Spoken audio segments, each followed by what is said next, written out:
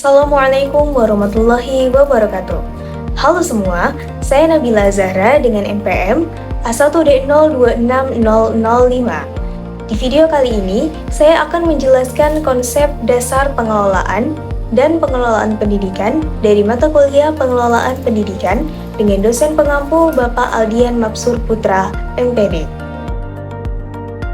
Setiap hari, sebelum melakukan suatu kegiatan, misalnya belajar, pastinya kita semua melakukan sebuah perencanaan.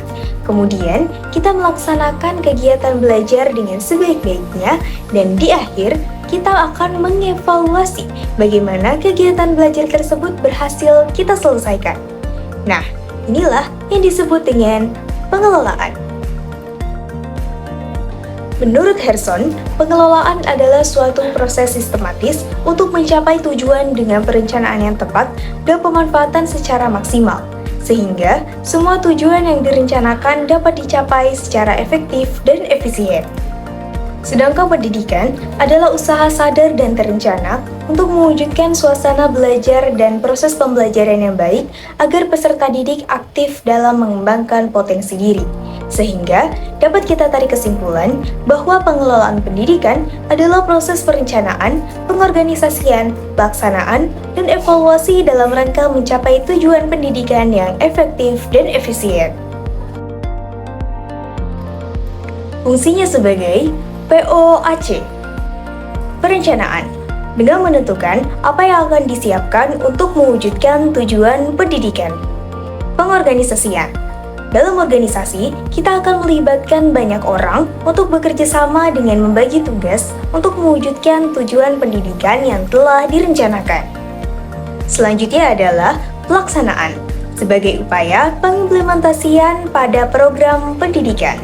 Dan yang terakhir adalah evaluasi. Saat evaluasi, kita akan mengukur keberhasilan program pendidikan berdasarkan kinerja utama.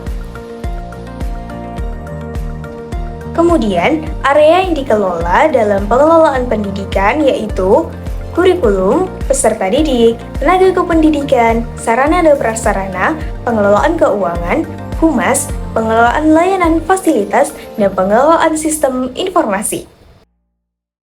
Namun, tidak dapat kita pungkiri, ada beberapa faktor yang dapat memengaruhi pengelolaan pendidikan. Di antaranya, yang pertama sumber daya manusia. Sumber daya manusia ini mencakup pimpinan sekolah, tenaga pendidik, tenaga administrasi, peserta didik, serta pihak lain yang mendukung jalannya proses belajar mengajar. Kemudian, pembiayaan pendidikan. Pembiayaan ini berkaitan dengan kemampuan pengelolaan dana yang akan mendukung keberlangsungan kualitas proses pendidikan, serta sarana dan prasarana. Sarana dan prasarana juga menjadi faktor yang sangat penting, karena dengan sarana dan prasarana yang memadai, seperti fasilitas yang baik, maka proses pendidikan akan berjalan dengan lancar. Inti dari pembelajaran hari ini adalah pengelolaan pendidikan merupakan proses perencanaan, pengorganisasian, pelaksanaan, dan evaluasi dalam rangka mencapai tujuan pendidikan yang efektif dan efisien.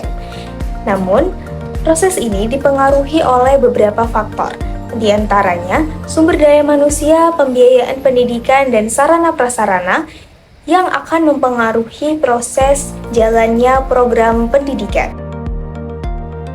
Demikianlah penjelasan mata kuliah pengelolaan pendidikan yang kita pelajari hari ini.